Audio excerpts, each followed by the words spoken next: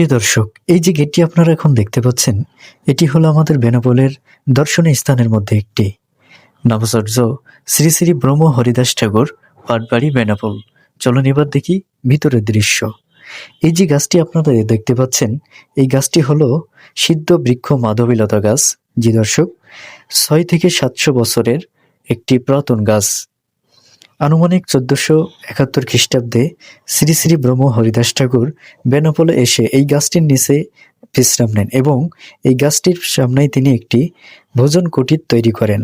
যে দর্শক, সেই থেকে এই বেনাপোলের পাটবাড়ি নামে খ্যাতি অর্জন করেন।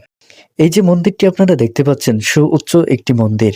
এই মন্দিরটি সাম্প্রতিক তৈরি করা হয়েছে, অবশ্য এখনো নির্মাণ কাজ চলমান। যে দর্শক দেখুন, এরই পাশে আপনারা দেখতে পাচ্ছেন আশ্রম কেন্দ্র। এখানে দেশি বিদেশি যত পর্যটন এসে এখানে বিশ্রাম নেন।